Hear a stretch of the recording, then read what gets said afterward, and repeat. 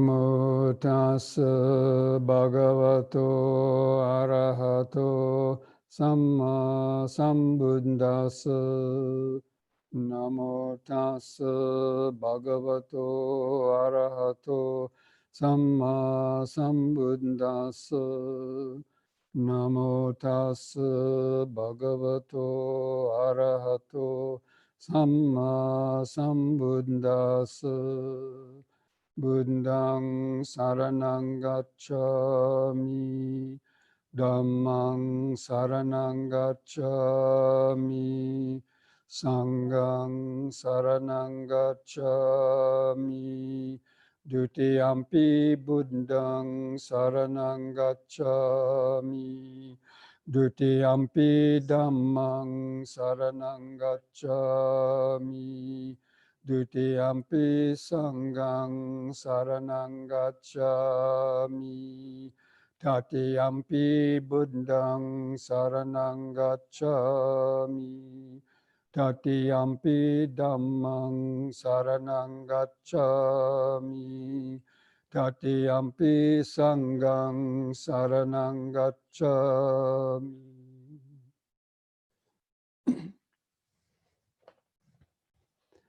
Welcome, friends, to this Sunday afternoon sort of talk and meditation program.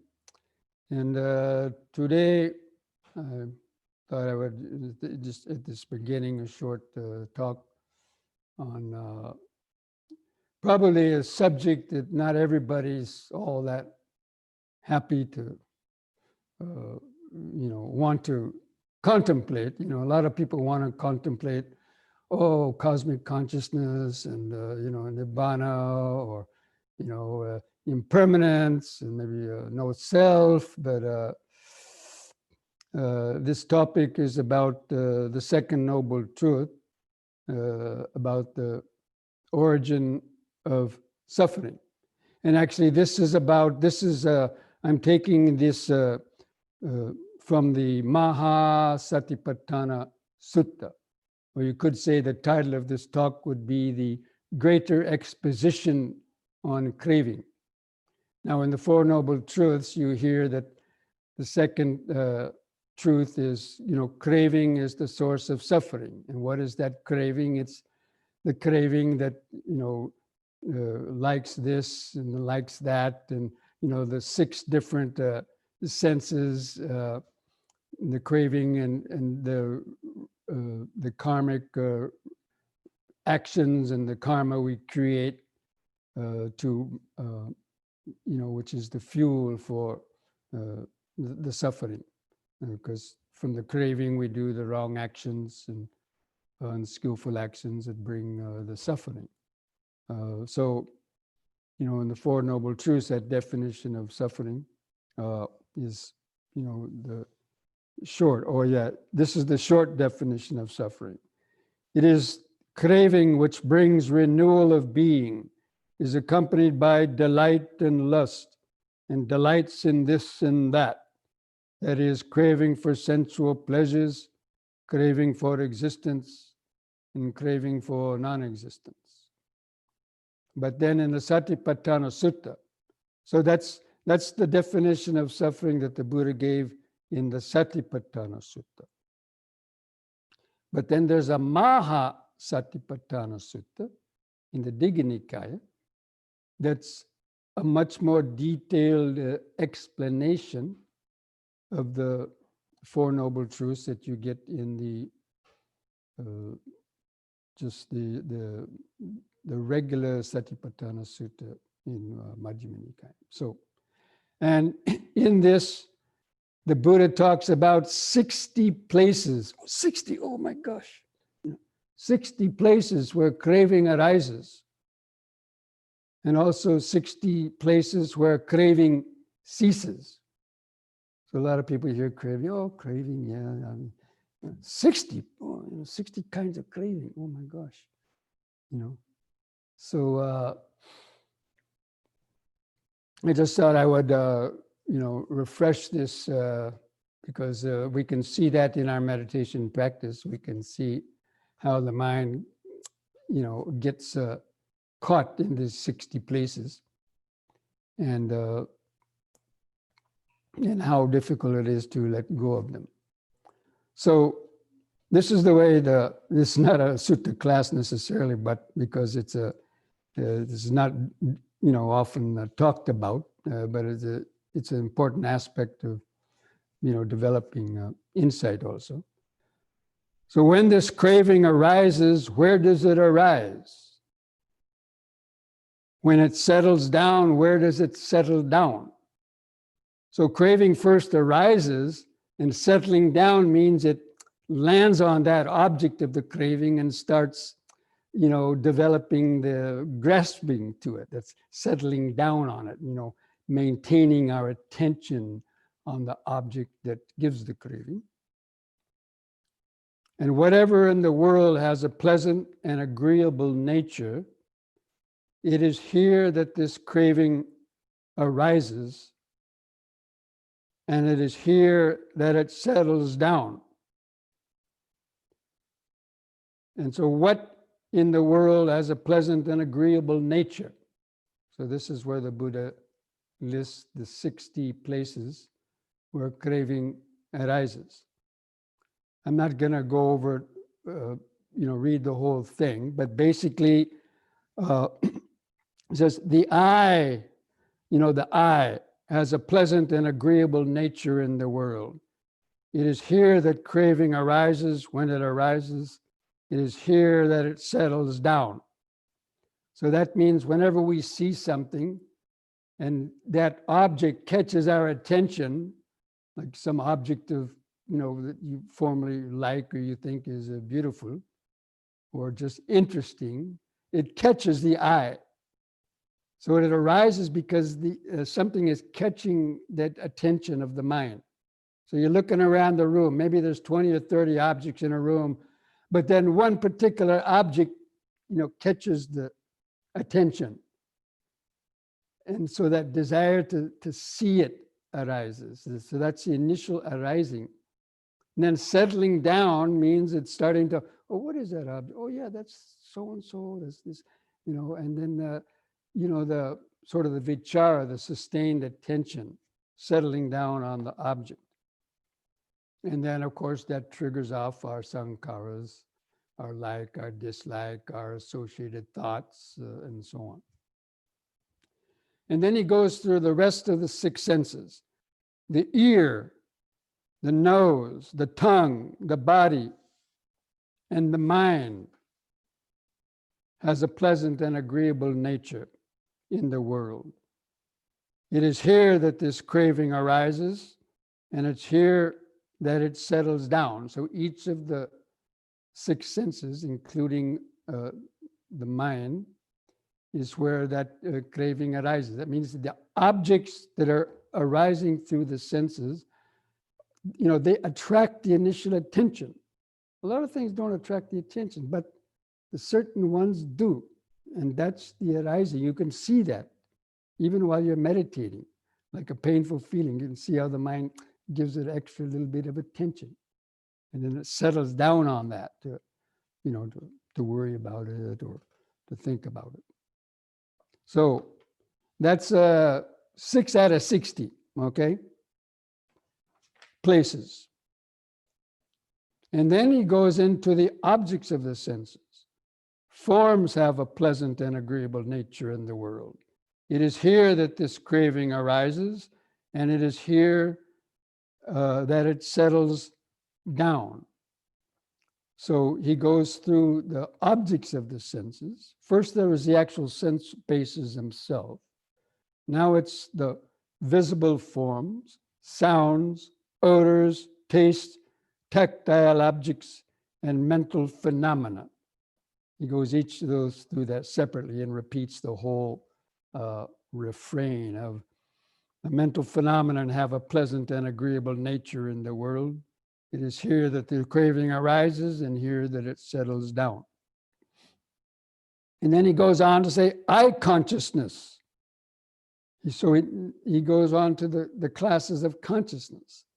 So first you have the sense organs, then you got the objects that stimulate the sense organs. And then you have the consciousness that actually, the I consciousness, and the consciousness that is settling down on the object, but it's the I that's getting stimulated by its pleasurable feeling. So I consciousness has a pleasant and agreeable nature in the world. It is here that this craving arises, and here that it settles down. So like, let's say a person gets blind, maybe by an accident, after, when they're adult, all of a sudden they go blind. They're going to still have craving to see. It's the eye consciousness that they have, they're sorry to see that eye consciousness disappeared. They can't see anymore. That's because the eye consciousness needs the eye to arise, but now the eye is not functioning for whatever reason. And so the seeing itself is pleasant.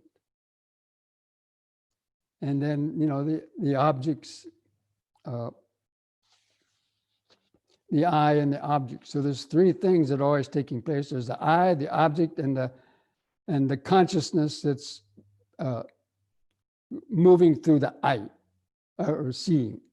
And the same for all six classes. So now that's the sense organs, the objects, and the I consciousness. So that's 30.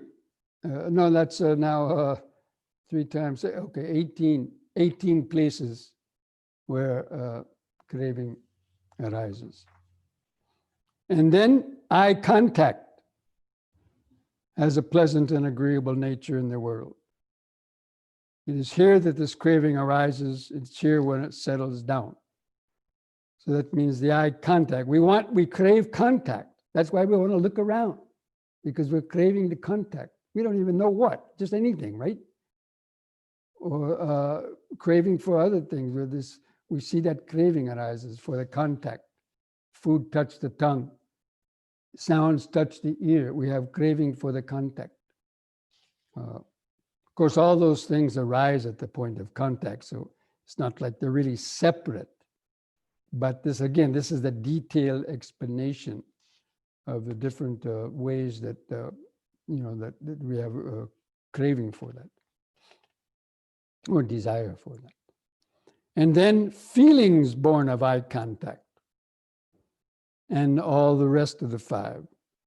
So feelings have a pleasant and agreeable nature in the world. And it's here that this craving arises, and here that it settles down. And so it says feelings born of the eye, then the ear, the nose, the tongue, the body, and the mind. So that's why we put ourselves close to those places. We have craving for the contact, so we go to a bakery to smell all the nice smells. Or we turn on the radio to hear our music, or we just want to daydream and fantasize. So we want that mental stimulation by creating our fantasies and so on. And then the perception of forms, sound, smells, taste, touch, and thoughts. Of course, because of the contact, the perception arises, but the perception also we crave, that means actually seeing the objects. And then volition regarding the forms. So we like to act upon them, Volition means the thoughts about them, so that we see, hear, taste, smell, touch, the thoughts about it arise. And they have a pleasant or agreeable nature. So that means the reactions taken because of the perceptions and the thoughts. And then the craving for them. Of course, this is also it's a type of craving, but it mentions craving as a kind of a craving. So we crave craving, might say. So again, for all those classes. And then thought forms. We like to think about the things. You might hear, see, taste, smell one thing, but then it triggers off thoughts about other, experiences that you had too. And we get pleasure out of thinking about all those things.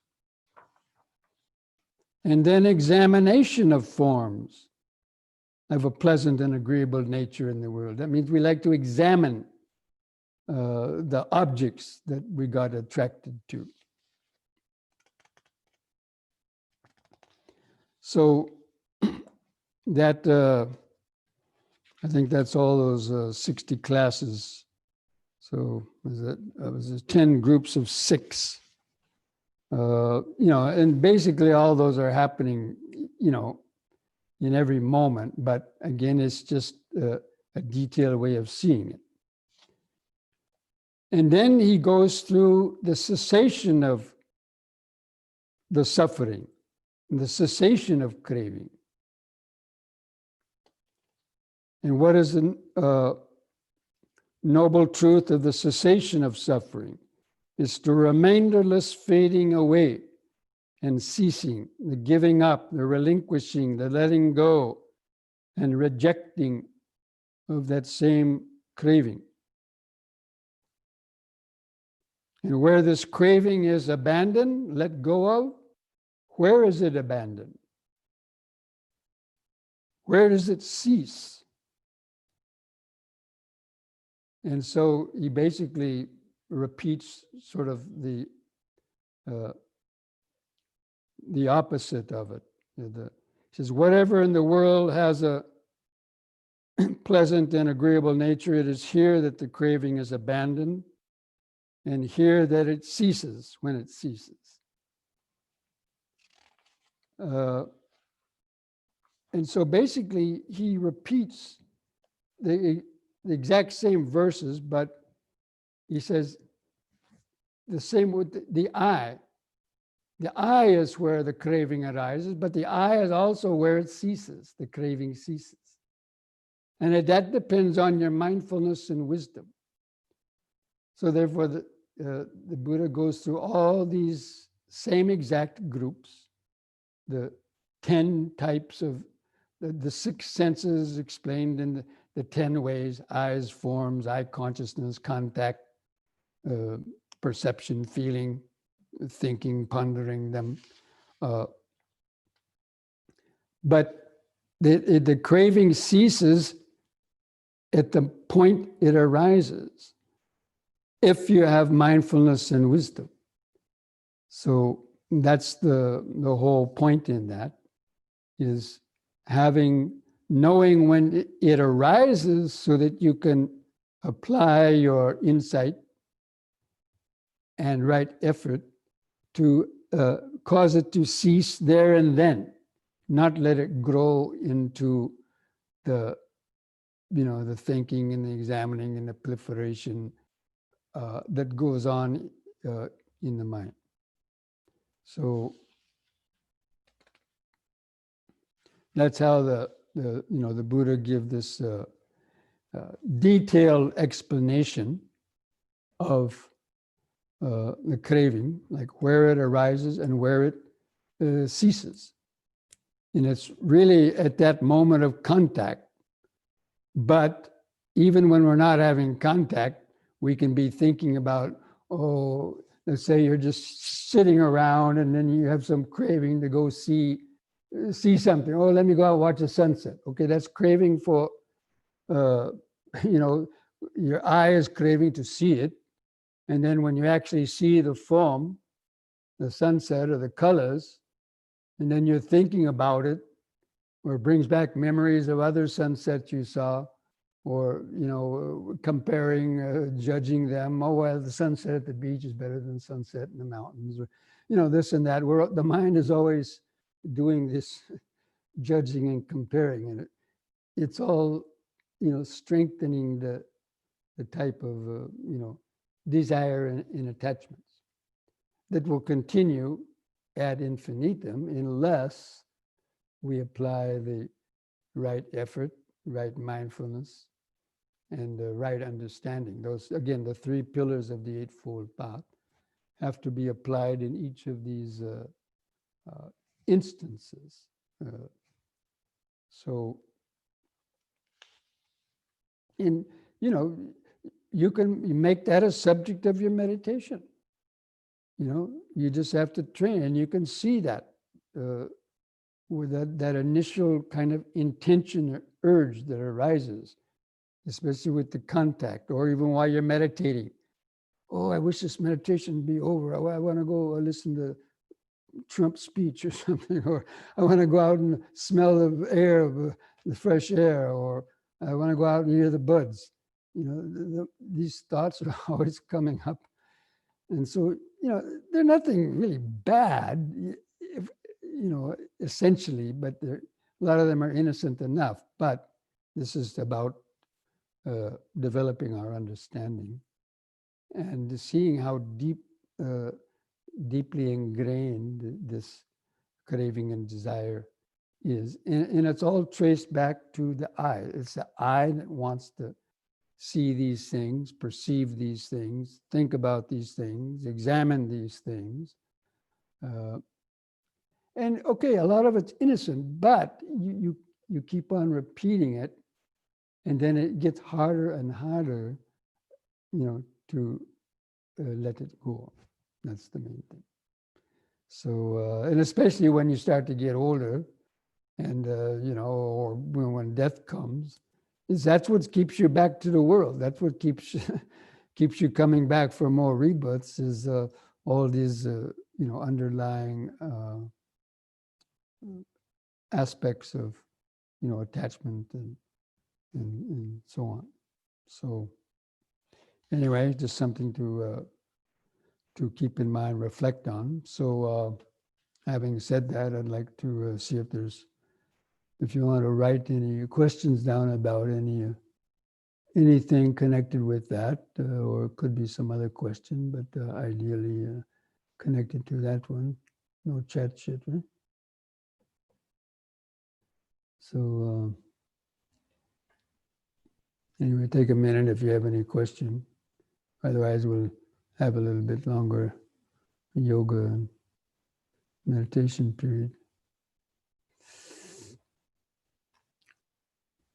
Anyway, let's take a couple minutes break. If you need to use the restroom, drink some water, or stretch your legs. Okay, I see one question. I don't know if it's a question, but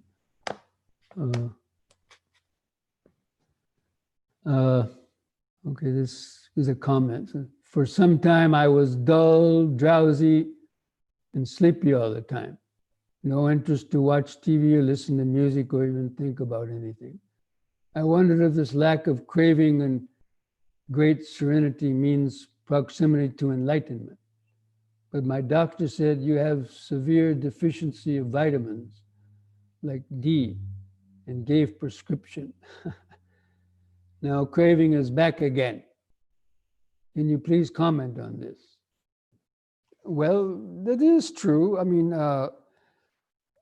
the vitamins, minerals, which help to keep the brain kind of stimulated and keep the senses operating. If you're deficient in those, they can have an effect on that. But just having no interest to listen to those things doesn't mean it's based on wisdom. It could be just a lack of interest, like just not caring. I don't care, but it's not necessarily based on wisdom. So, so like a person with depression, they don't care about anything. They don't, but that's a negative type of not caring, because it's like, so. There's certain times and when we're sick, of course, we don't care about doing those things. But when we get well, we have it again. So the underlying tendencies are still there. Now you can see that when the doctor gave you vitamins, you got the craving back again. So that means the underlying tendency for the craving was still there. So it doesn't mean you were enlightened. It definitely means you were not enlightened when you first had this when you didn't feel like doing anything, because you were, let's say, it's like a sickness if you're deficient in certain things. because the whole body is just, it's atoms and molecules, and they're all affected by so many things. And so it's not the I, again, the whole body mind system, there's no absolute owner or controller to it. There's so many infinite levels of conditioning and things affected. You know, people go through ups and downs, and with like, what they call that, manic kind of things, where they get depressed for a while and then they go to the other extreme of, you know, tremendous energy. But all that is, you know, is influenced by, you know, deficiencies of one way or another, you know. So anyway, that's about all I can really say about it. You know, you should be in the optimal health and still not have the craving. So it's not just feeling bad that we don't have, I don't watch TV, I'm sick. You don't feel like eating because you're sick. It's when you're sick or depressed, you don't feel like doing anything. That's not enlightenment. So, you know, it's when we're feeling optimal that we don't have the desire to do those things. That is the real test. When everything is working well, and you have a lot of energy, but still not the energy to go indulge in all the sensory types of craving. You transmute that energy into focused concentration and get happiness out of insights, and so on, and just out of the wisdom of, you know, that the sense of I and the ego having faded out and having a much more dynamic clarity. That is the ultimate happiness of the mind, you know. But people can't understand that, you know, and you can't understand it unless you actually get a taste of that. How can you be happy without relying on any of the senses and the external sense objects? People can't understand that. Okay, so was there any other one? Any other chat? So now craving is back. This is Bhaskar, okay. Now you got to rely on your insight, Dhamma.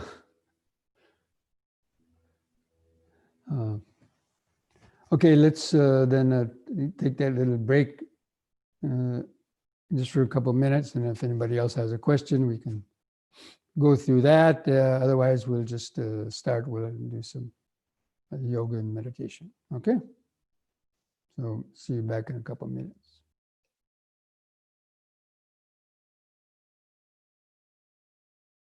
Friends, we'll go ahead and start a little yoga session. I want to keep track of the time.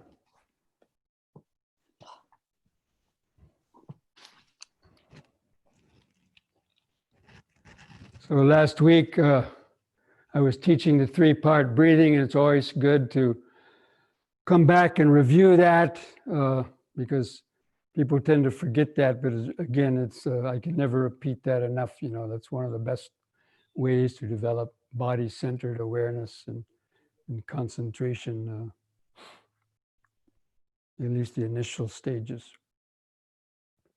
So again, we'll just go over it. Make sure you're getting the air into all 3 lung lobes. You place the hands across the bottom of your rib cage. And I'm going to kind of count to 3 slowly. Try to have that gradual breath, the hands rising up, lower lobes, middle lobes, and the upper lobes, and hold the air in the lungs.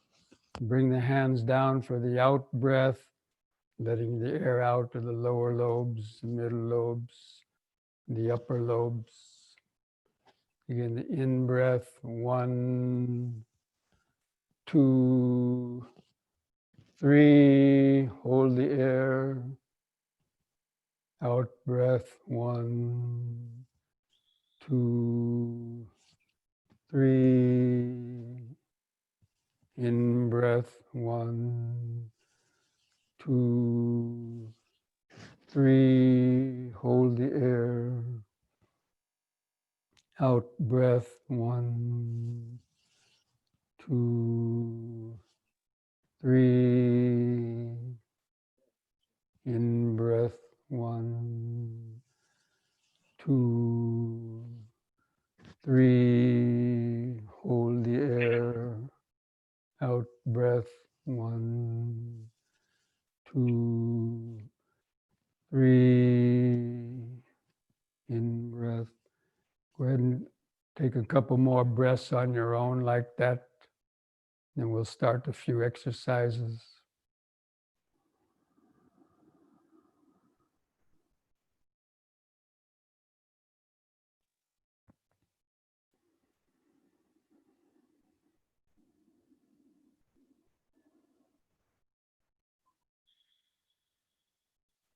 And on the next in breath, raise the arms over the head, interlock the fingers, turn the palms up, straighten the arms, stretch the head back, bend back a little bit.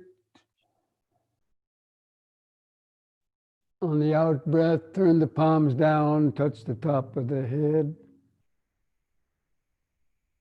Again, in breath, palms up, straighten the arms, head back. Feel the sensations. Out breath, touch the top of the head. Once more. Third time, hold that upward stretch longer.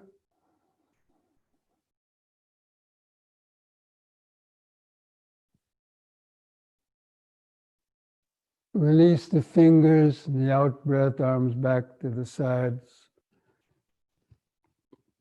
Relax. Keep the attention focused in the body. Try to feel those subtle vibrations, sensations in your hands and fingers. If you can't feel that, feel your feet pressing the floor.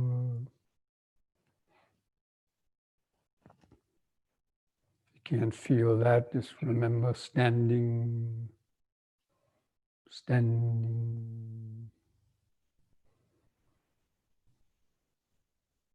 Just letting go of your thoughts.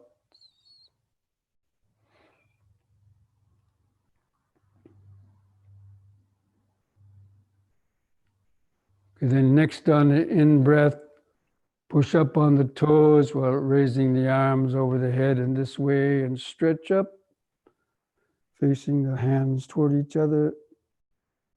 Out breath, arms back to the side, heels to the floor. Use the breathing to help lift and lower the body. In breath, lifting up, like blowing up a helium balloon. Out breath.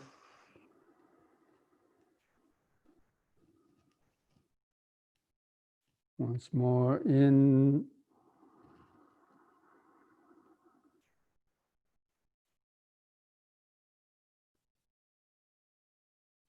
Out.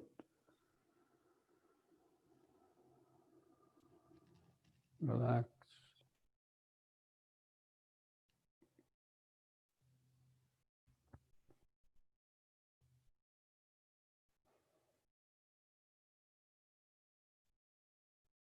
Just keep feeling the sensations, even where the clothing touches the skin.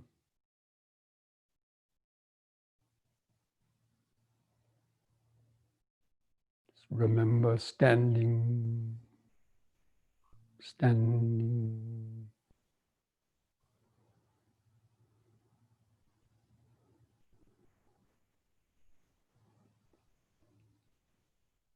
And next we'll do the knee bending.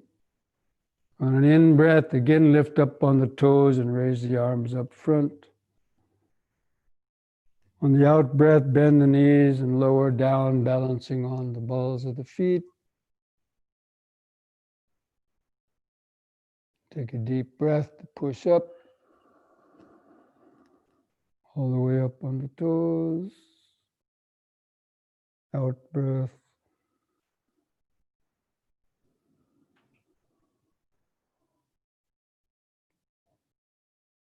In,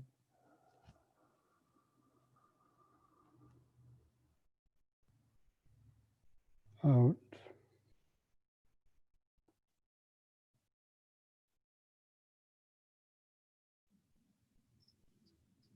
in. In the out breath, lower the arms, relax. Feel the increased heartbeat by the sensations.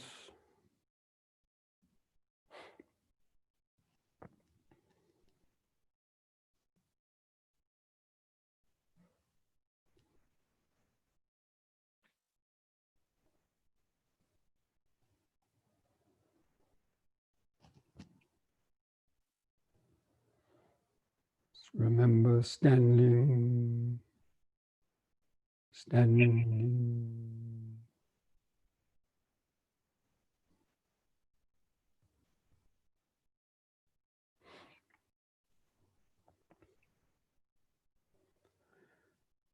Okay, now spread the feet apart, about 3 feet, the wider the better.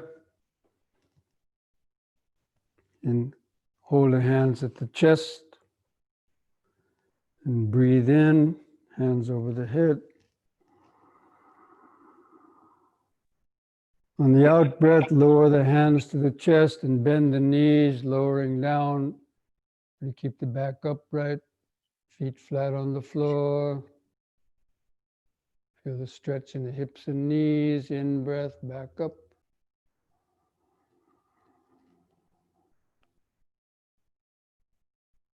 Out.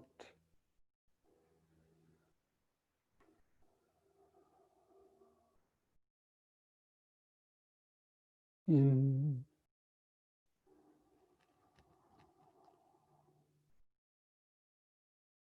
Out.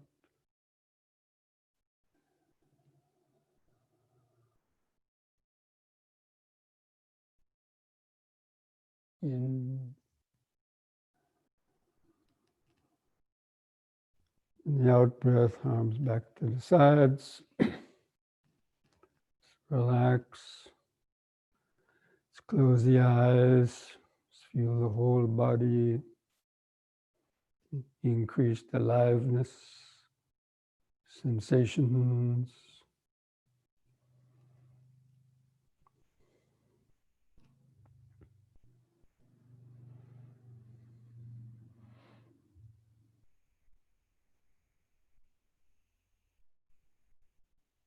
A desire to feel sensations in the body.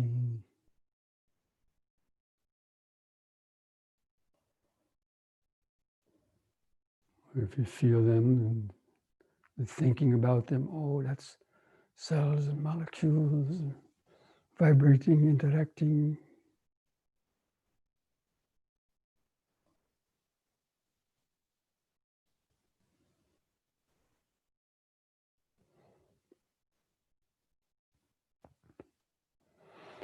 Okay, now we'll do twisting from side to side, holding the arms out. Breathe in. Look at your right hand on the out breath. Twist to the right, keeping your eyes focused on the hand going to the back. In breath, come back to the front. You can let your feet turn with the body. And the next out breath, the other side.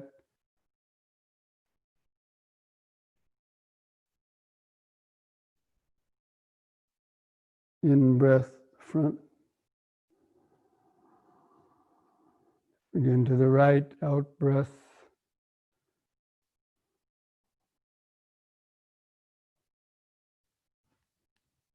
In breath, front. Again to the left.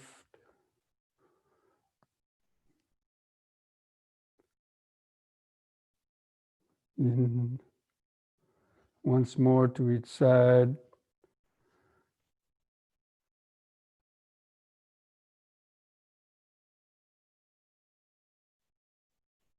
In breath. Out.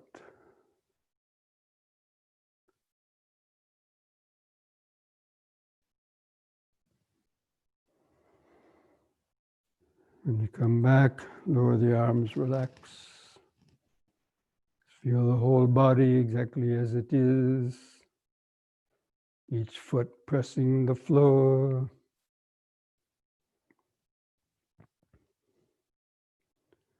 The hands touching the sides. Don't give the mind time to wander to the past or future.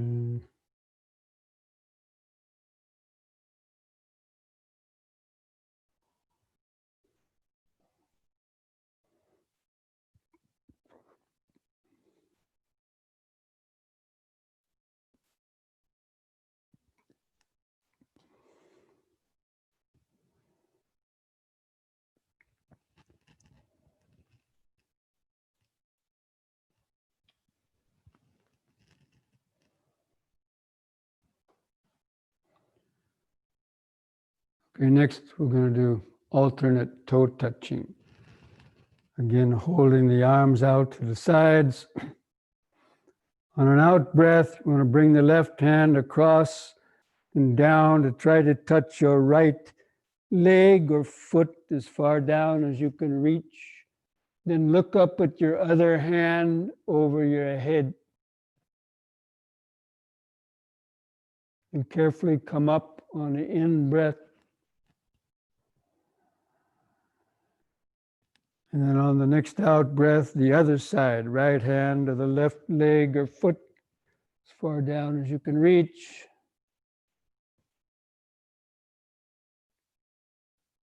In breath, come back up. Just repeat that again. Out breath to the right, or the left hand to the right leg or foot. Try to keep the legs straight. In breath, come up. Again, right hand to the left leg.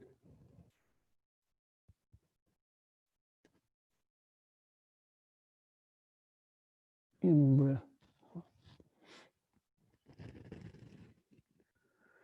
And the third time, try to hold that position longer.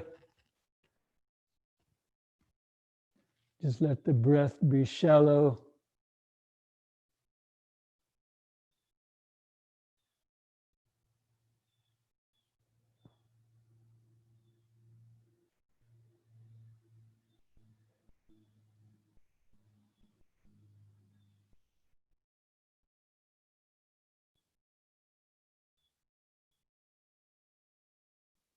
When ready, come up. In breath. And the other side.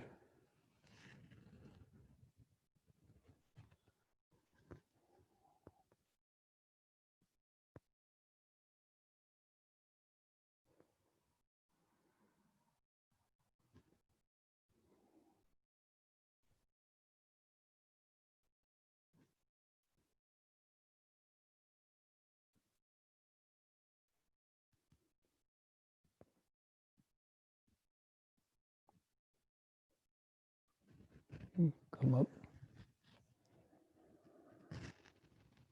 And the out breath, relax. Feel the whole body vibrating, pulsating. The activated life force.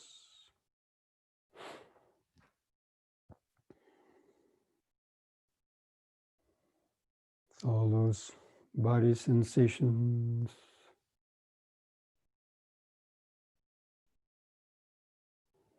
Just occurring in the present moment.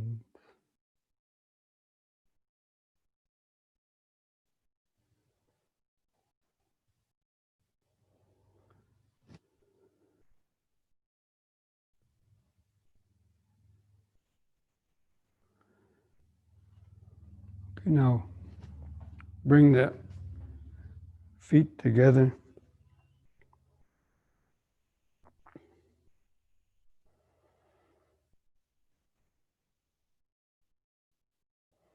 We're going to do one last exercise, the backward and forward bending. Again, back bends are very powerful and release a lot of energy, especially when you lift up from a back bend. Rush of energy up the spine can cause the body to shake or feel like you're going to black out. So don't bend back too far the first time. So this exercise is called the sunburst. Ordinarily, you do this facing the rising sun in the morning, but you have to make do.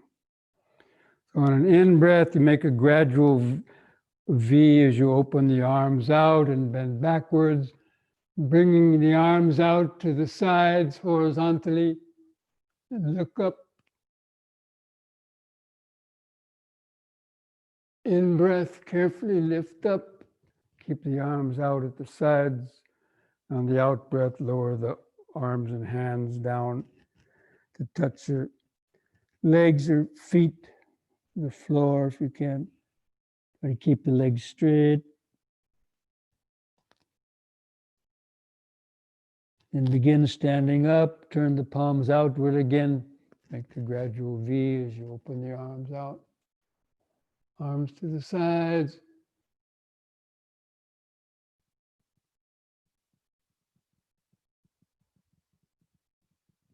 In breath, lift up. Out breath, hands to the floor.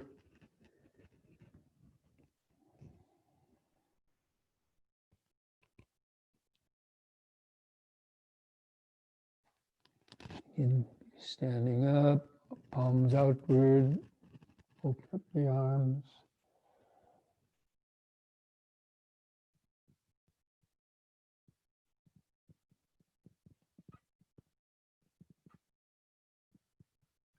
Lift up, out breath.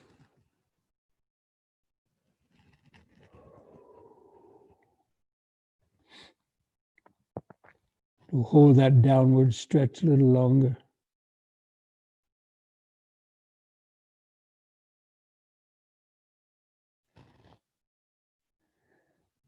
You know, in breath, come up to finish. Bring the hands together at the chest. In the out breath, arms back to the sides. Keep the eyes closed, just feel the whole body. Start to feel or imagine that the whole body, nervous system, has been washed and bathed with healing life force. It's the oxygenated blood from the deep breathing and exercise. Also the circulation of the prana, life force, electric energy.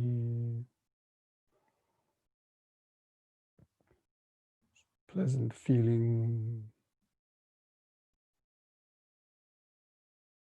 Just allowing that to allow the mind to rest in the present moment, surrounded by all these natural body vibrations. This body is the true home for this mind. The mind operates through the nervous system, the subtle energies, and the awareness. Actually, there's one last little exercise, the head turning. So keep the chin level to the floor. And on an in-breath, turn your head to the right as far as you comfortably can. Look over your right shoulder, turn the eyes to the right, and look at something behind. On the in-breath, turn the head 100, out-breath, turn the head 180 degrees back to the left. Look over the left shoulder, turn the eyes to the left. In-breath back to the right.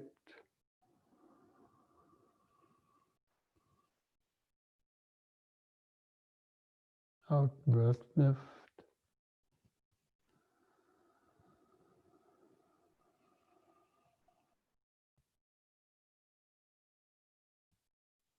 In breath, right.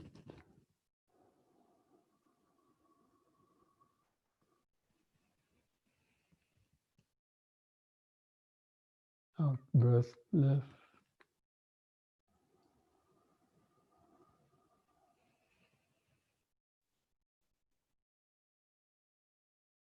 On the next in breath, let the head stop in the center.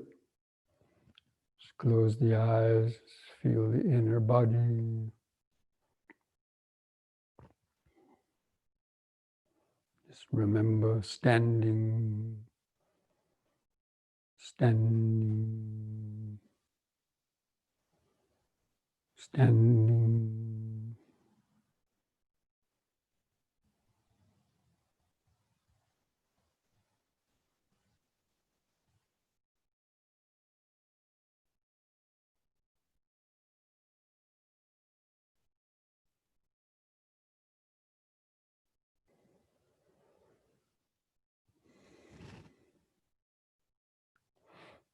Okay, so well, get ready for the sitting meditation.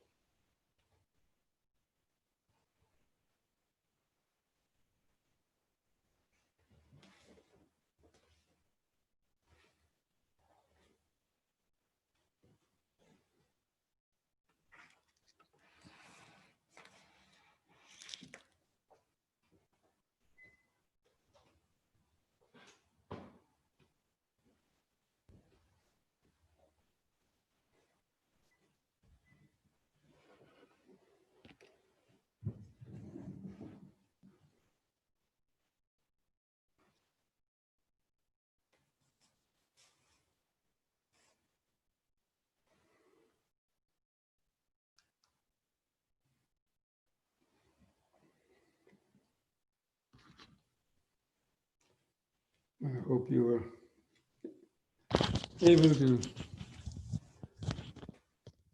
do those exercises and breathing and get a good feeling from that, good groundedness, centeredness in the body.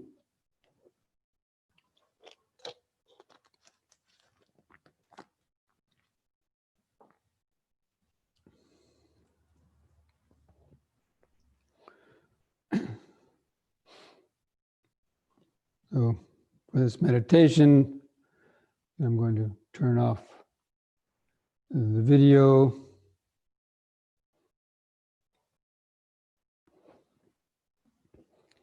In this meditation, I'm going to give a kind of a guided body scan, a little bit more detailed one than what we normally do at the beginning of the meditation.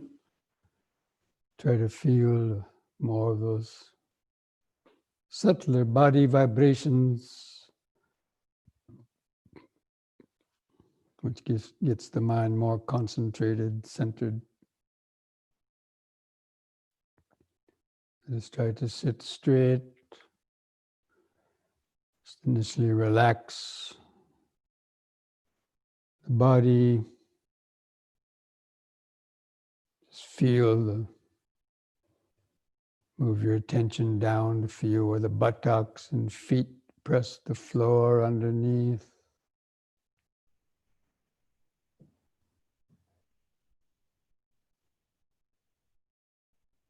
And feel the hands touching together.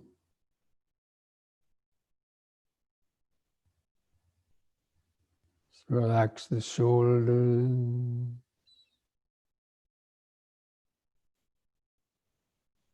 Just gently lift the spinal column back up straight to imagine some space between the spinal vertebrae.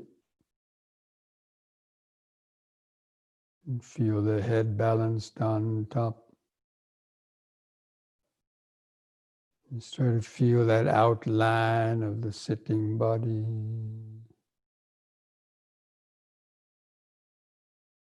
And again, take a few deep, slow breaths, some 3-part breaths.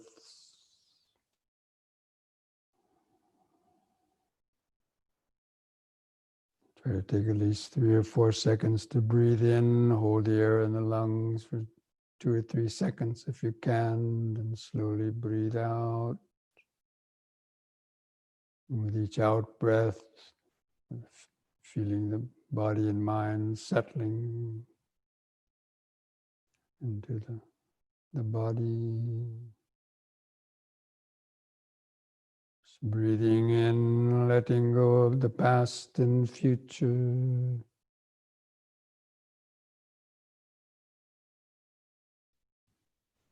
Breathing out, sitting here and now.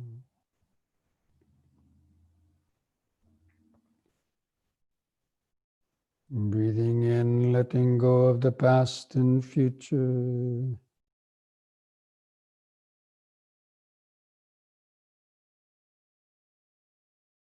Breathing out, sitting here and now.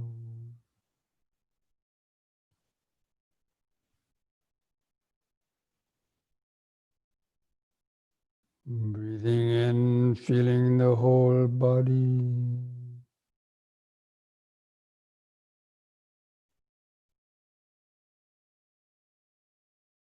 Breathing out, relaxing the whole body and mind.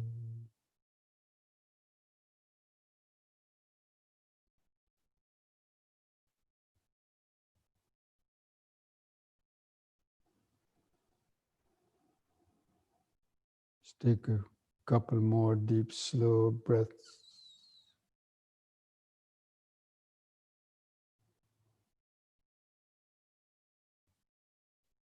Just allowing the body and mind to relax more and more to the present moment.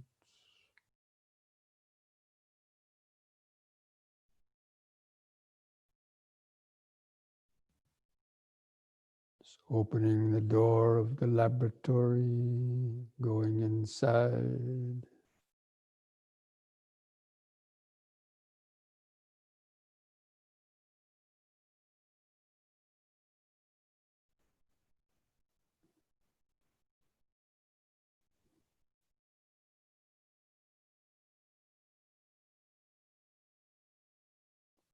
And the next out breath, discontinue the deep breathing.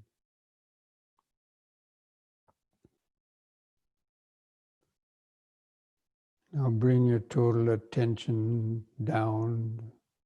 Try to feel your toes.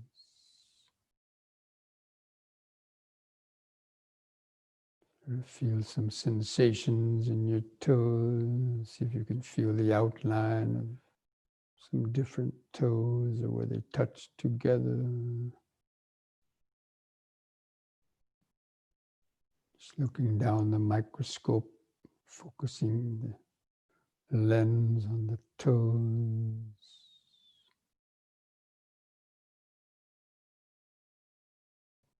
Feel some sensation.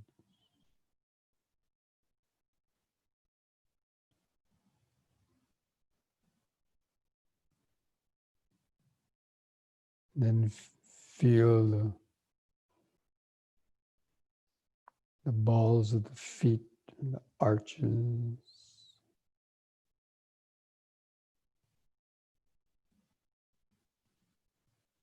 Try to notice some sensation.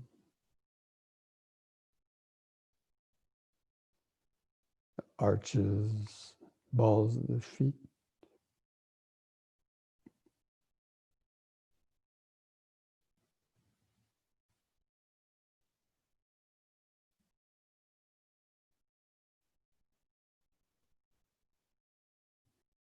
Now moving the attention to the heels. You can observe one at a time, the right or left one. Start to feel some sensations, whether it's the heels pressing the floor,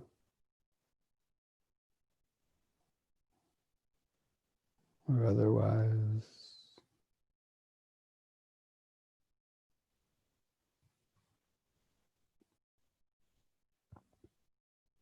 Now just try to feel the whole foot together, both feet. Try to feel this many different little sensations from all those places. The toes, arches, heels.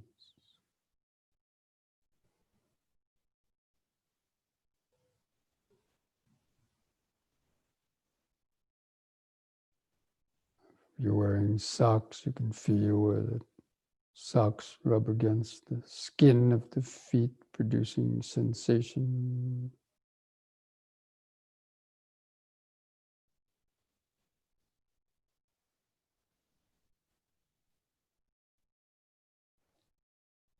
And now let the awareness kind of move up the lower leg. Feel the shin bone or the calf muscle. Try to feel anything on the surface of the skin or some sensation within the muscle tissue.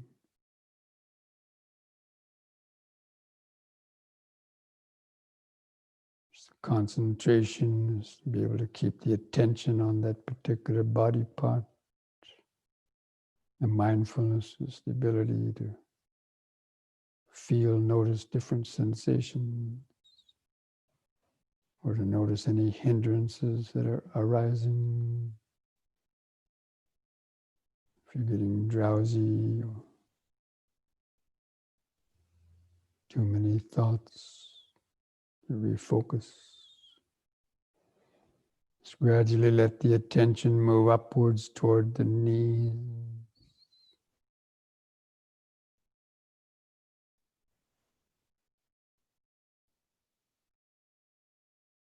Just feel or imagine that hard bone of the kneecap, the clothing touching the skin of the knees, the soft flesh behind the knees.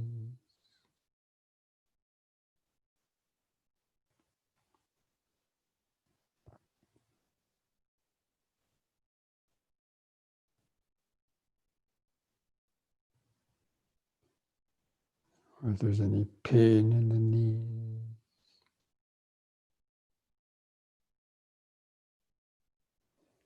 And gradually keep moving the attention upwards into the thighs or upper legs. Feel the thick flesh of the thighs.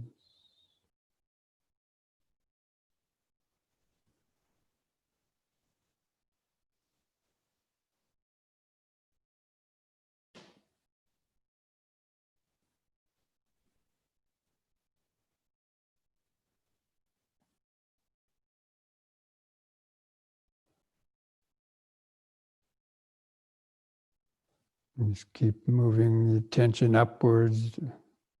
Feel the whole groin area, the pelvic region, and then the buttocks, where the buttocks press the seat.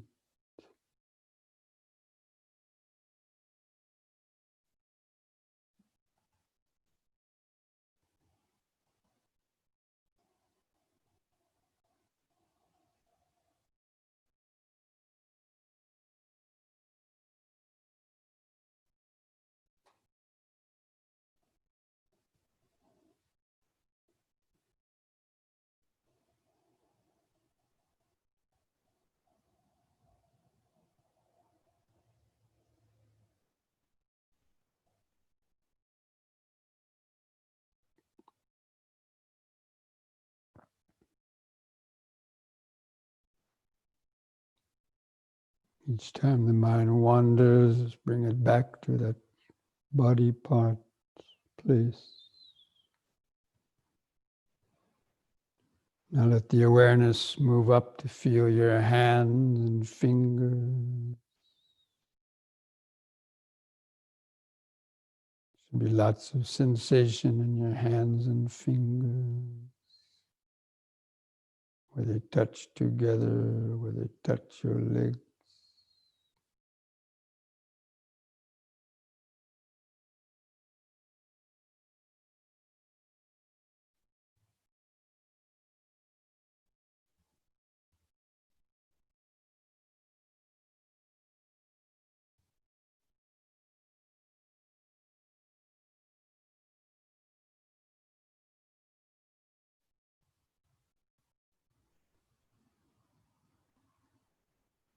Try to notice the outline of certain fingers or your thumb. Feel the subtle pulsation.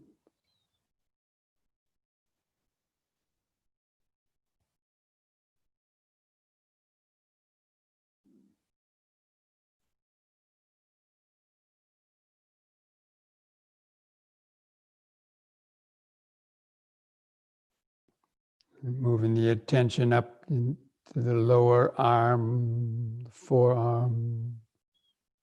And you can focus on one at a time.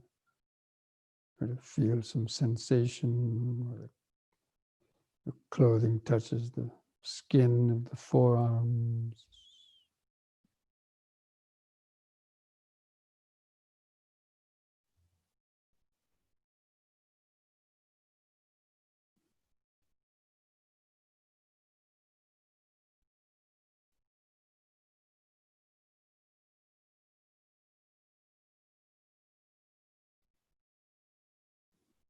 And slowly working up toward the elbows.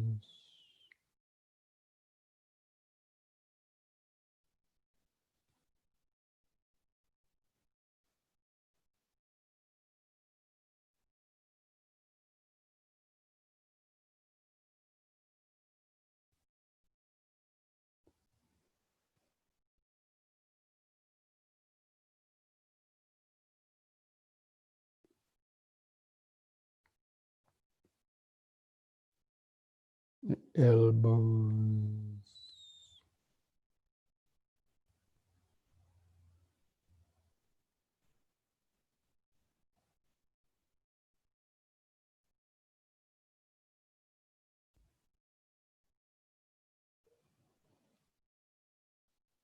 And moving up into the upper arm to feel the bicep muscle. Feel where the clothing touches the skin of the upper arm.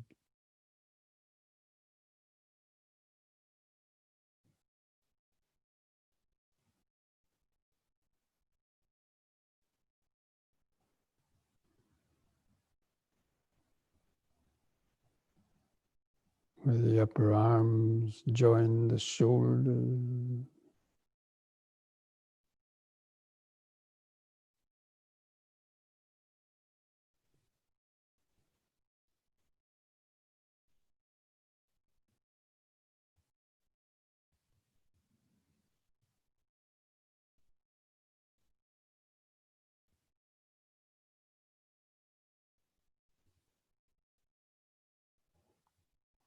And now let the awareness come into the center of the body. To focus the attention down on the stomach or abdomen area.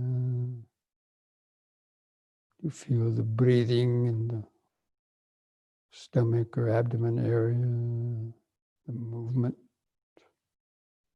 where the clothing touches the skin of the stomach as it expands and contracts.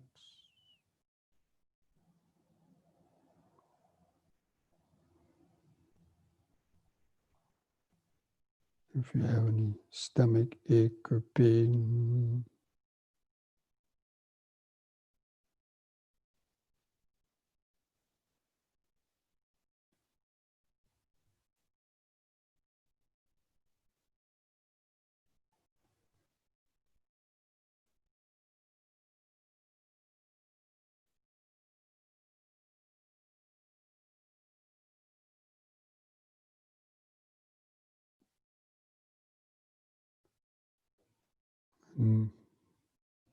Moving the attention up to feel the chest area,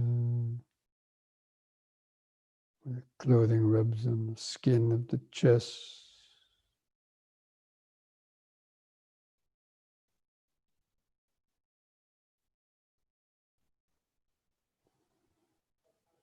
As you breathe in and out,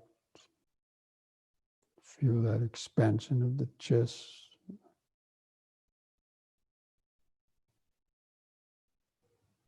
And see if you can feel the heart beating in the chest.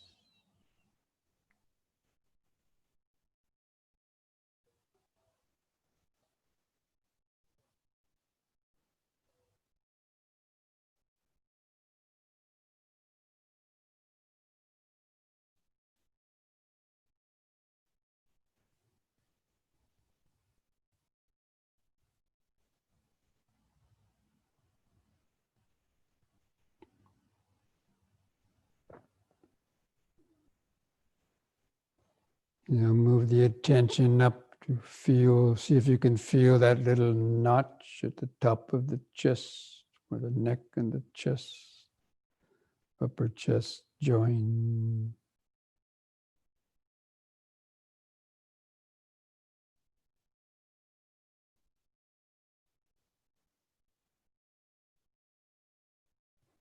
Just feel the base of the neck, where the collar of your clothing rubs on the skin.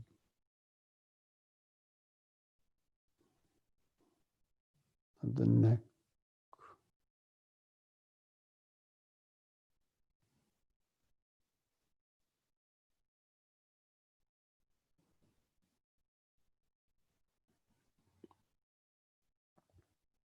Feel those little subtle sensations.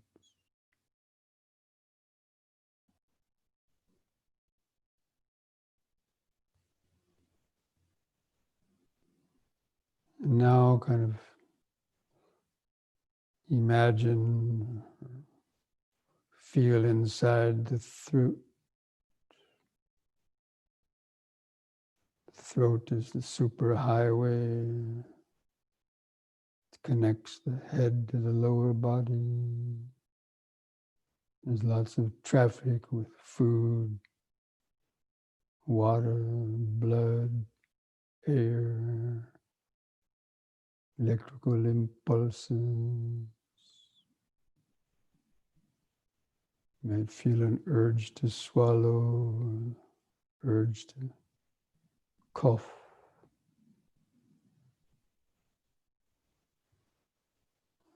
Some other sensation.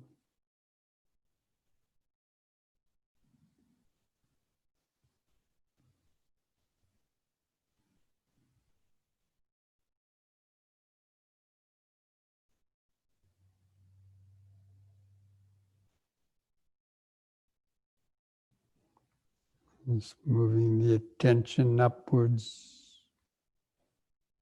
Now to feel the lower jaw, big lower jawbone. It connects under the ears, out to the tip of the chin, embedded with the gums and teeth. So many different little sensations you can notice.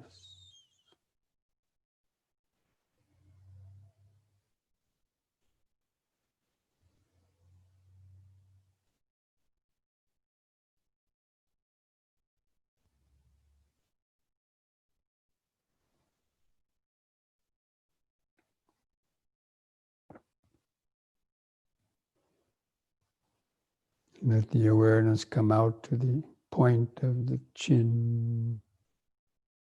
Feel some sensations at the point of the chin.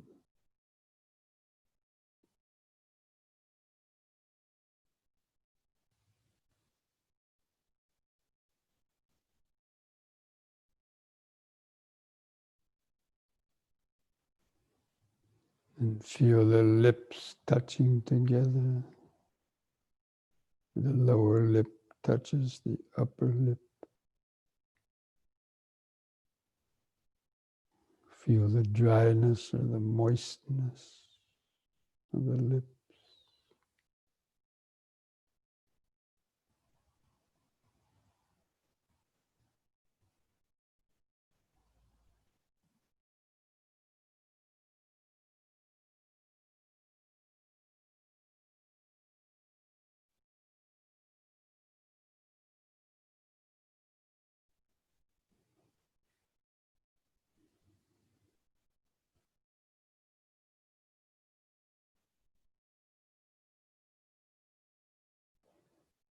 Now try to feel the tongue laying in the mouth.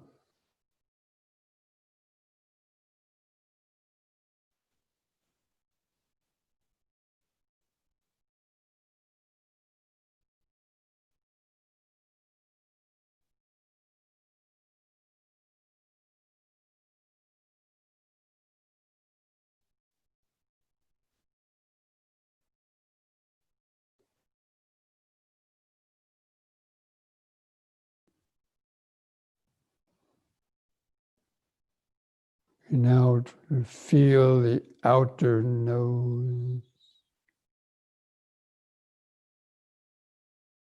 And begin taking some deep, slow breaths. Try to feel the air moving through the nostrils. Might even hear the sound if you're taking a deep enough breath. You can hear that sound moving through the chest and nostrils. And hold the air in for 2 seconds.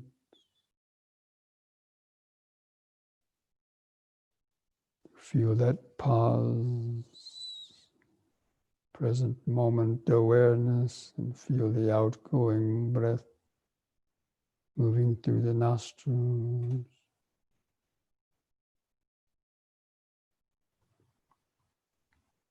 You might feel a cool sensation of the breath breathing in, taking the air from the outside. On the out breath, you might feel a warmer sensation, breath leaving the body.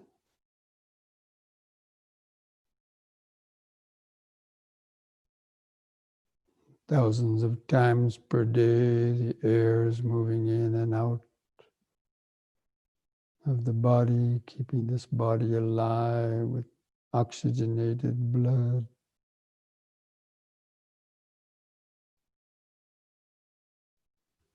But we hardly ever know it.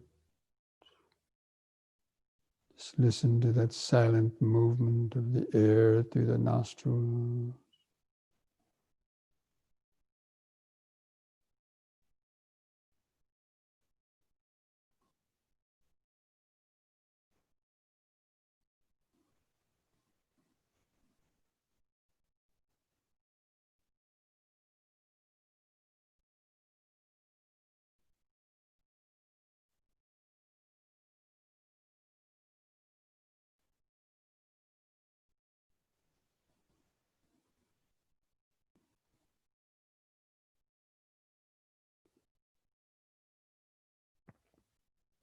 Now discontinue the deep breathing. Now focus the attention on the eyes and the socket. And the eyelids stretched over the eyeballs.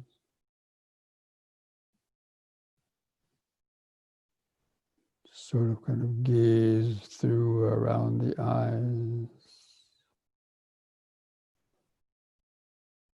You might see some light or color, or just darkness.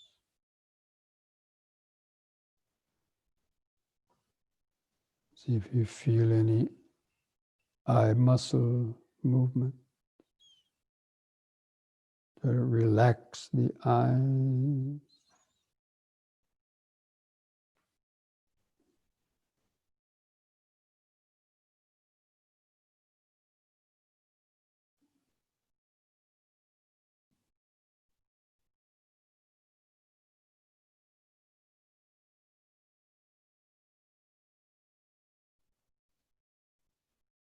The eyes are a delightful thing. People like the eyes so they can see the world.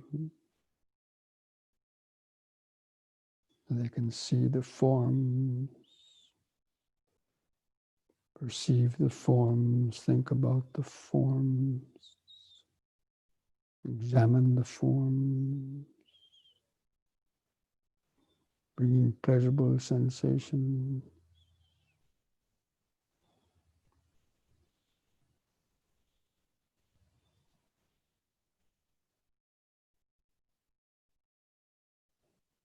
What if you were blind? Would you be disappointed?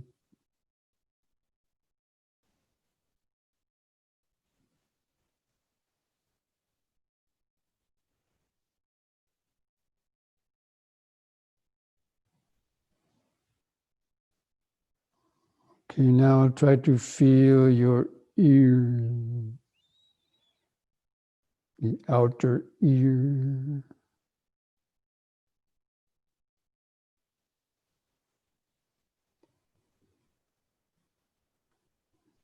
And moving into the inner ear.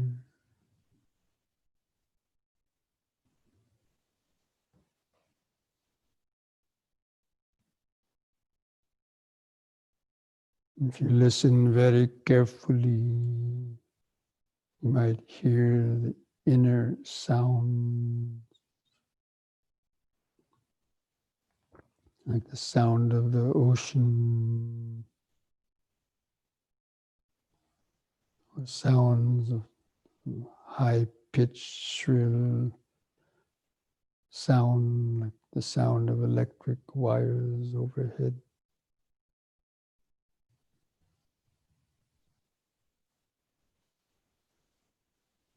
Being the sound of the brain wave activity,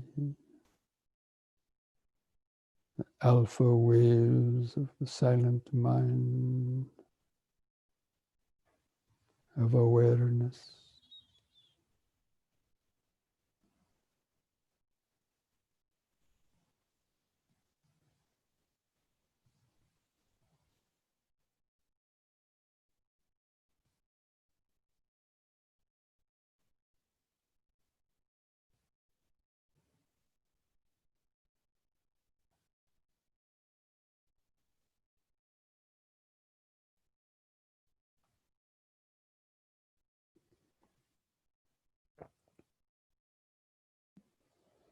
You now move the attention up to the top of the head.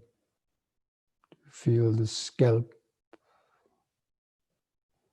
where the hair comes out of the scalp. Subtle little sensation, maybe some itching sensation.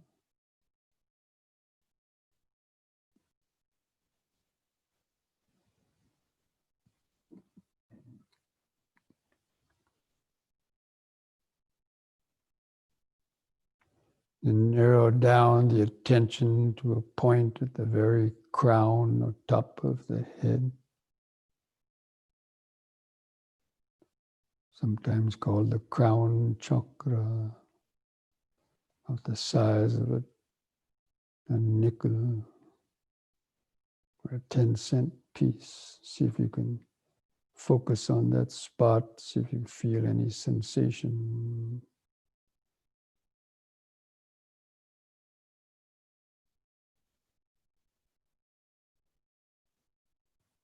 Turn up the power of the mental microscope.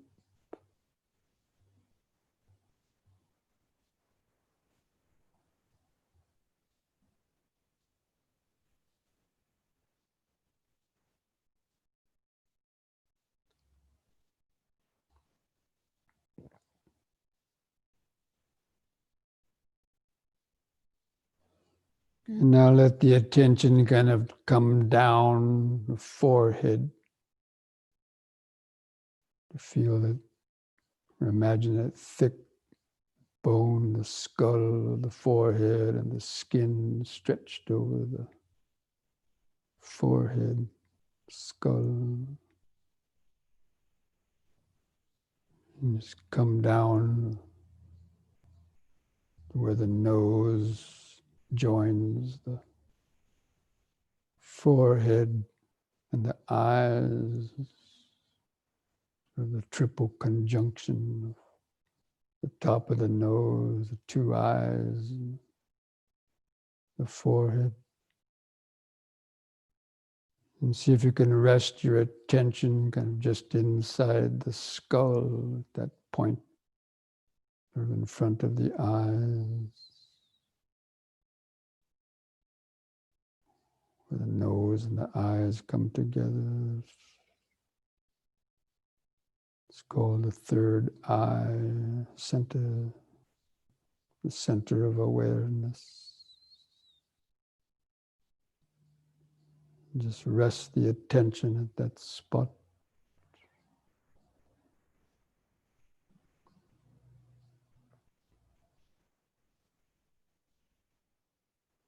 It's a natural concentration point.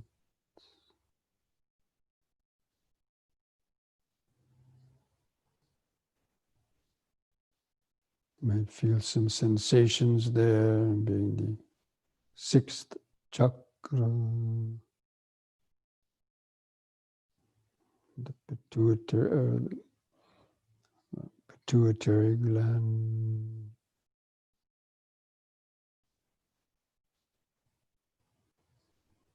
And from that point,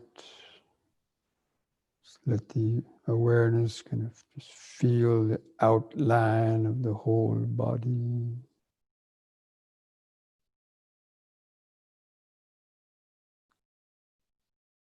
That center of the light of awareness, lighting up the inside of the body, or at least the sensations of the outline of the body. So in one glance, you can kind of be aware of the general outline of the feet underneath, the hands in the middle, the head on top.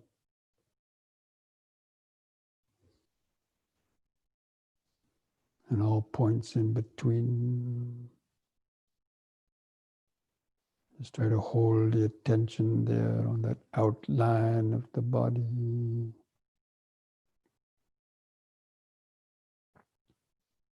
And just be aware of sitting, sitting,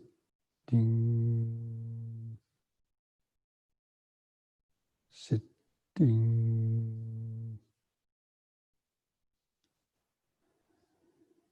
Just open up to that organic aliveness of the whole body, having awakened awareness in all the cells, in all those different body parts.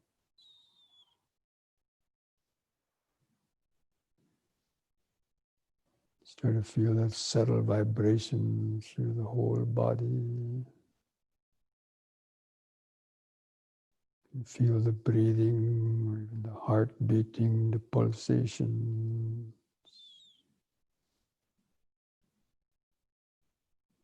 All the interconnected life systems.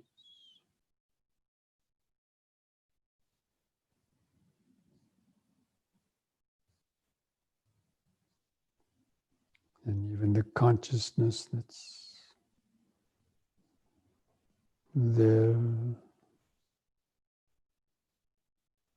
the knowing faculty.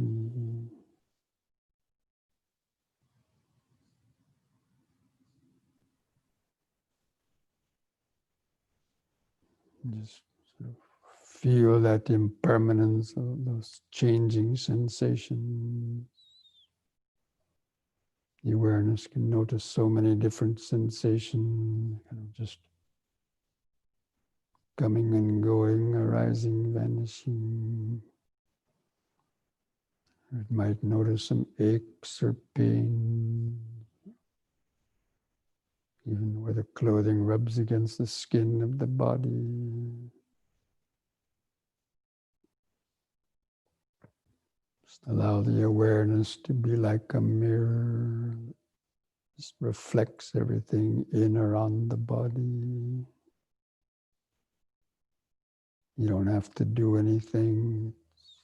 The natural connection of the body and mind, the body-centered awareness.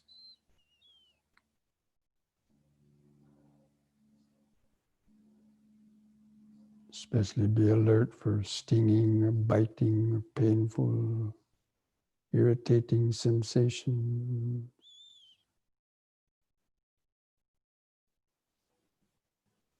Pull at the consciousness. Just keep relaxing the body, relaxing the mind, just allowing aches or pains to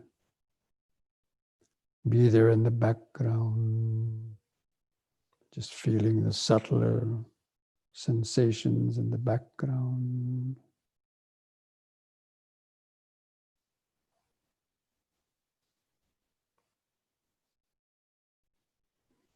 And all those sensations you're feeling is the material aggregate, the aggregate of bodily vibrations,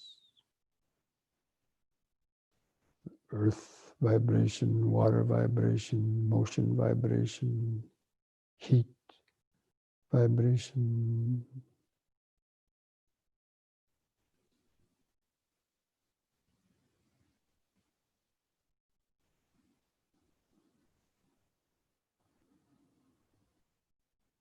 The movement of the breathing in the chest, the stomach is the movement vibration of the air element vibration.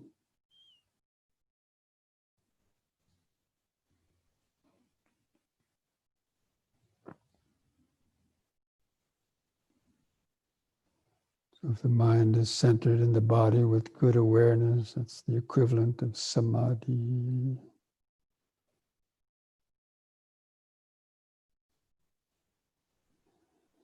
There's applied and sustained attention to this breathing body, the pleasant feelings, touching the first jhana.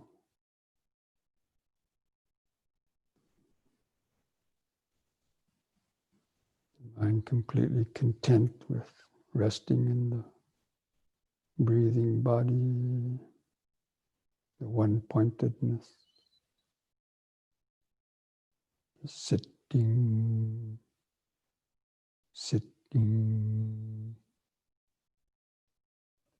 completely awake, the bright awareness.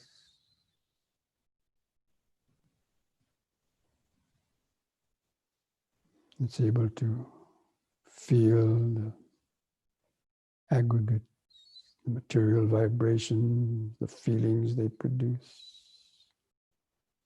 pleasant, painful, or neutral feelings, the perceptions, ability to identify different objects,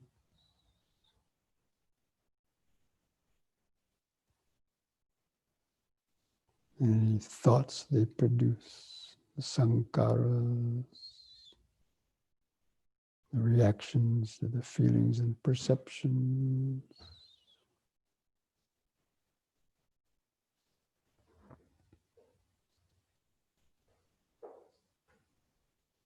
And even the consciousness, the knowing faculty that has the sense of I with it.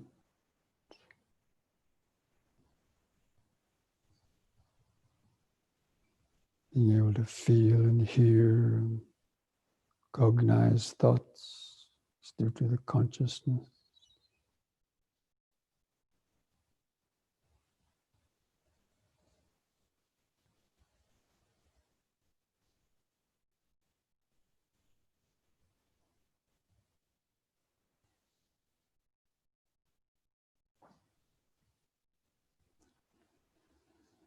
Just perceiving how they're constantly changing by themselves. You're just a detached observer.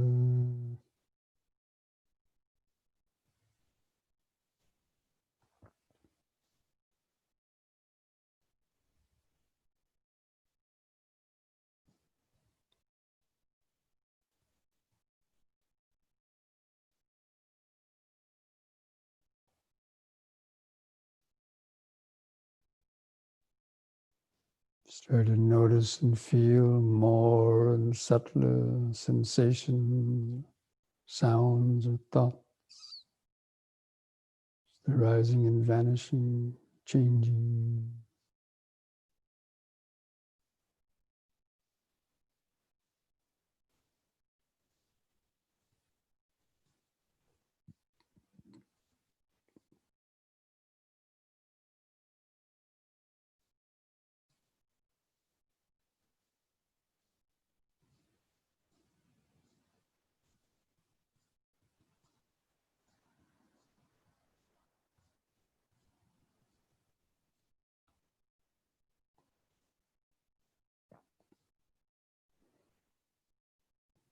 If you have a good awareness, keeping that outline of the body and the mind's eye, just letting the sense of just feeling that this body is like an empty house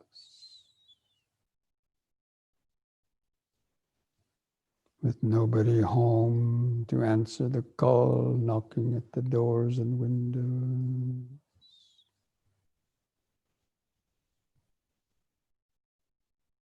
Just the five aggregates arising and vanishing in a rapid succession.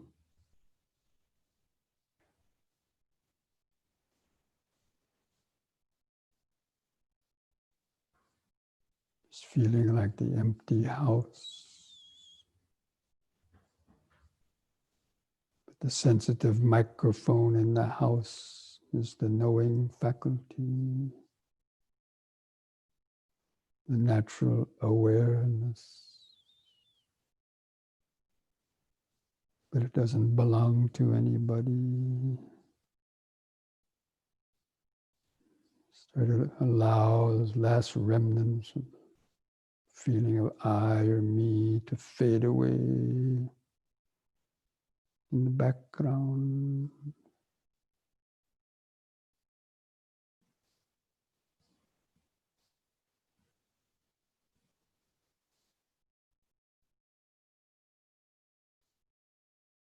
Just abandoning that desire or craving for any of the sensory stimulation.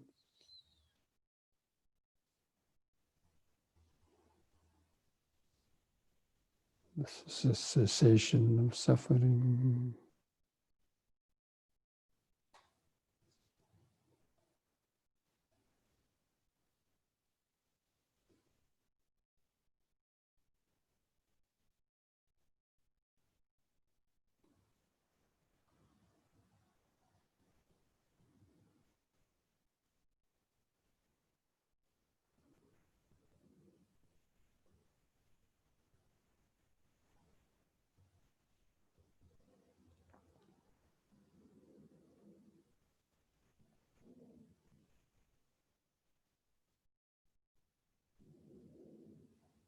And even allow that feeling or perception of an empty house also fade away. The feeling of a body is also just a perception created within the mind.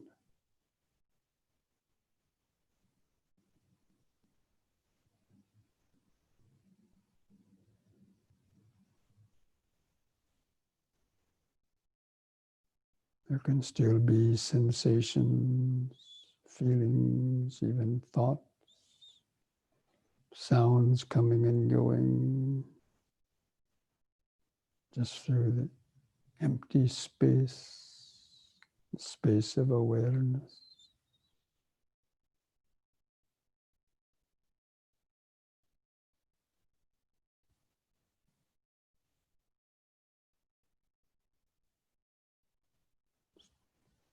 Just letting go of that perception of my body.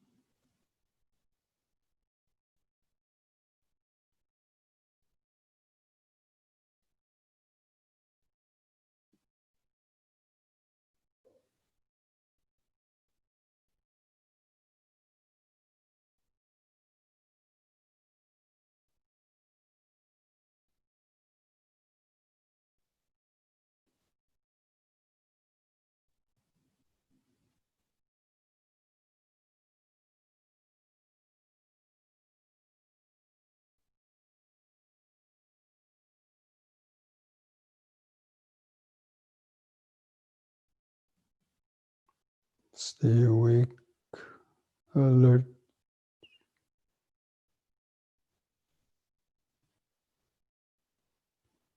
It's the flow of impermanent sensations, sounds, thoughts, arising and vanishing through the space of awareness. If the mind gets pulled back into the body, just get re-grounded, centered.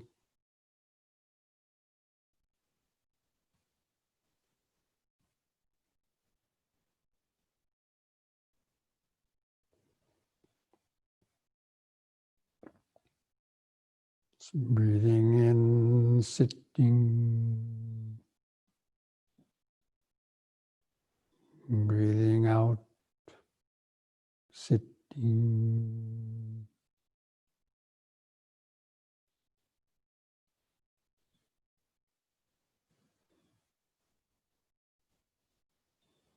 This breathing body is a natural connection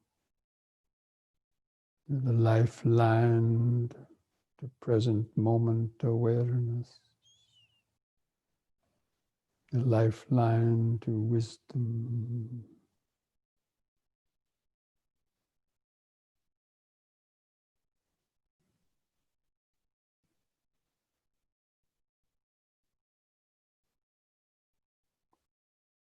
If we lose that connection to the present moment awareness, and the mind gets easily pulled under the waves of emotion, gets carried away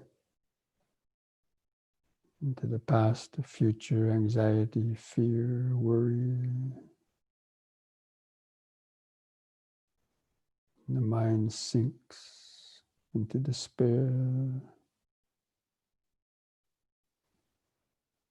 It's called sinking under the waves.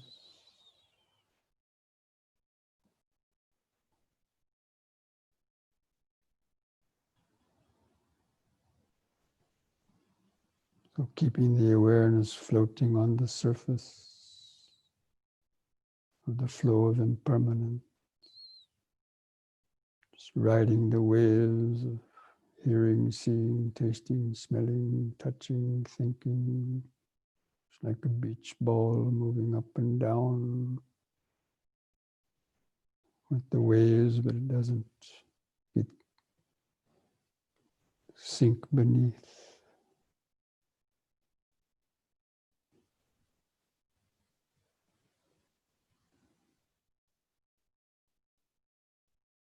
That means losing present moment awareness.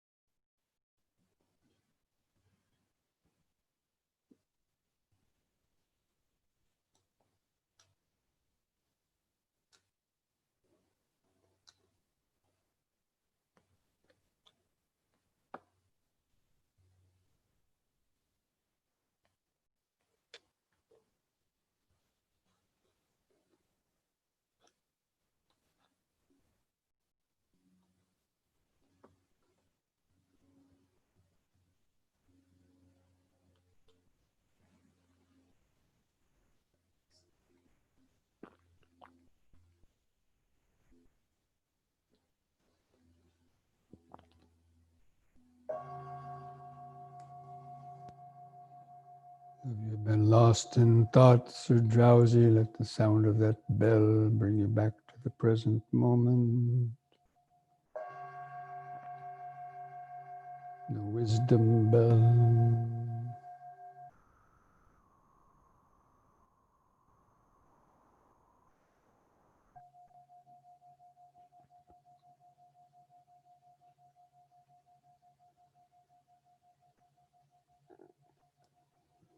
Sambi sankara anichati yada panyaya pasati atane bindati dukhi Esamango visuddhya Sambe sankara dukkati Yada panyaya pasati Atane bindati dukhi Esamago visuddhya Sambe Dhamma anattati Yada panyaya pasati Atane bindati dukhi Esamango visuddhya.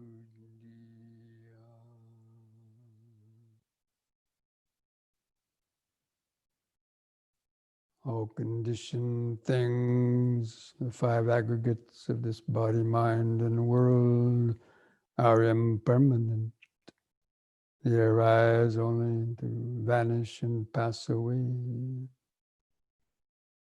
And all the conditioned dhammas, all the impermanent things are a source of suffering if we cling to them with ignorance.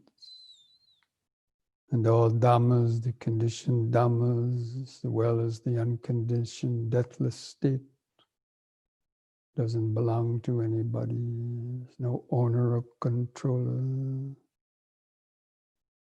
It's not self. When one sees these three characteristics with the eye of wisdom, one becomes disenchanted with suffering. This is the path to purity, to freedom. And thus spoke the Buddha.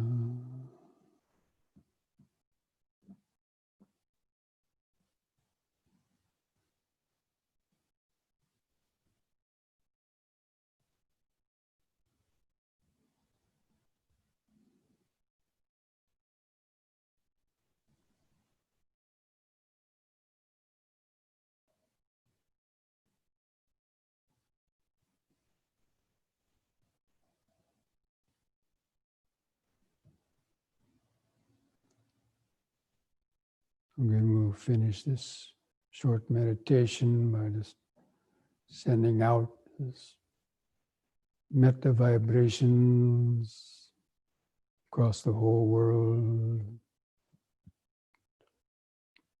So again, take some 3-part breaths. It's the best way to practice metta, a good way. As you're breathing in that life force and oxygenated blood, just imagine that as metta, calming your body and mind. Sending your body kindness, best wishes, oxygenated blood, healing life force, and feeling that relaxation on the out breath.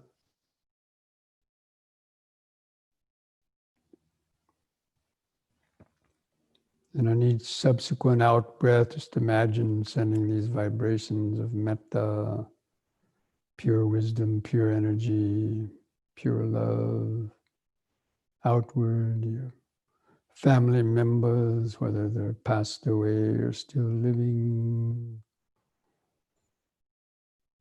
other good friends, Dhamma friends. Just with each out breath, sending these waves out across the fields and valleys, through the towns and cities. Just imagining these vibrations soothing the worry, fear, anxiety in the minds of people.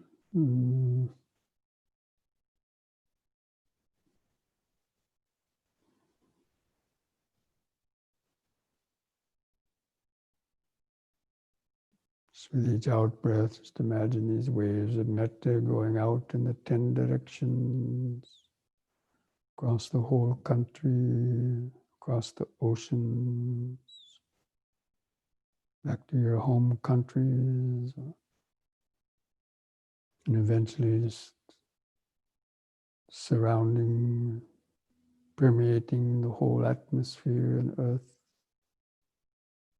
These healing vibrations of metta, pure wisdom, pure energy, pure love.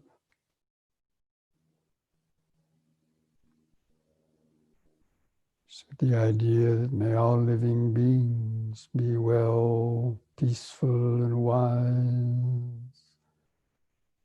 May all living beings be free from greed, hatred, fear, and ignorance, and free from the unskillful actions and thoughts that bring such suffering. May all beings be able to hear the teachings of the Dhamma, to learn and practice meditation, to develop mindfulness, concentration, and wisdom.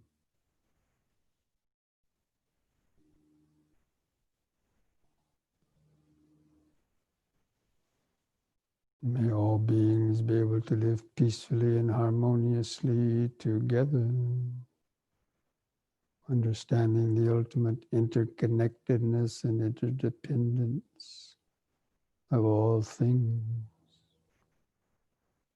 May all beings be well, peaceful, and wise.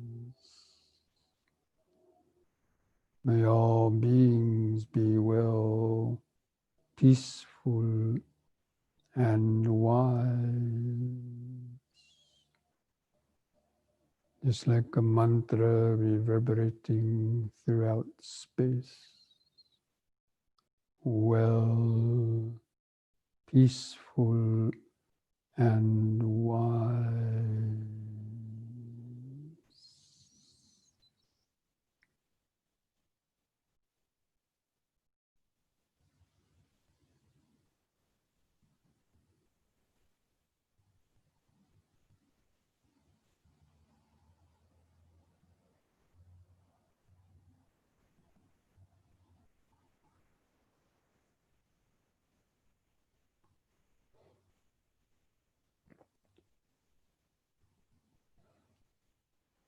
You know, as usual, if you like to join in chanting the word sadhu 3 times, do that chanting on a long out breath.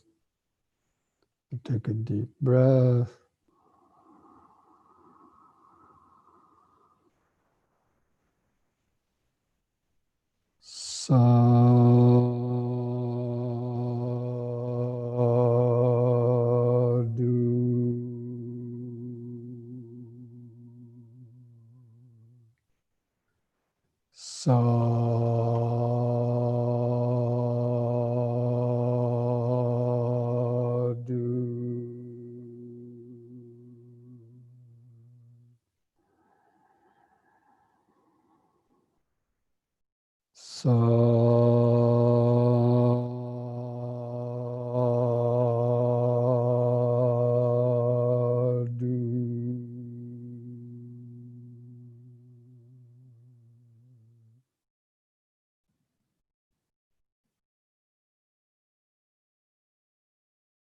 Place the hands at the edge of the knees.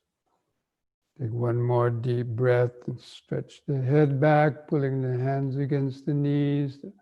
Arch the spine backward.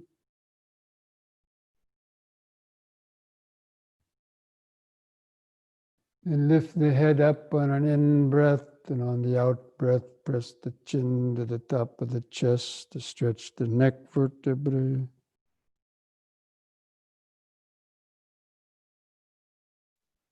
And lift the head up level on an in-breath.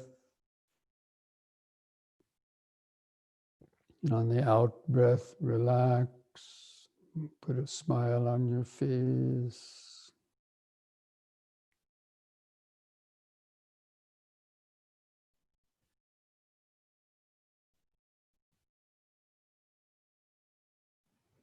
The reason why we try to put a smile on their face, because even if we're having pain and suffering, the smile recognizes that most of those things are just mental bubbles, and ultimately all of our problems and fears are just mind bubbles.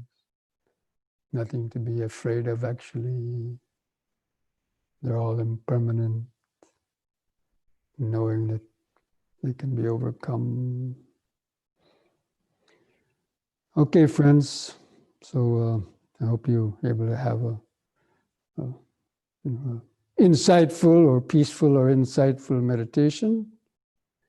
And I just want to repeat what I mentioned at the beginning. For those who came a little later, the next Sunday, we won't have a 2 o'clock Zoom session because I'll be away from, I'll be busy, not at the center at that time, but I hope to be back by sometime by after 2 or 3, but I don't want to rush. I'm going to the Vihara, Washington, D.C. Buddhist Vihara, and I'll be giving a talk on Katina. Katina is the end of the 3 months season where monks have been staying in one place in the robes offering ceremony. And many of you know what that is, but I'm going to be giving a talk from 9 to 10. But that Zoom program won't be this one. It will require a different link. Did you get that link and password? So I'll try to send that out in that weekly email, our group email list. So if you're interested in that, then try to, hopefully that you'll get that email by tomorrow evening. And there'll be a link to that, the Katina talk that I'll be giving of 9 to 10 from the Buddhist Vihara. Then I hope to come back and at 3 o'clock, we can have a guided meditation here. I should be back before that and be able to set up our program here. So if you like to have a little yoga session and a meditation similar to today, then you can tune in about 3 o'clock or so. Okay, so Thank you. Thank you, Bhante. You're welcome. Good one, Sarah. Thank you, Bhante.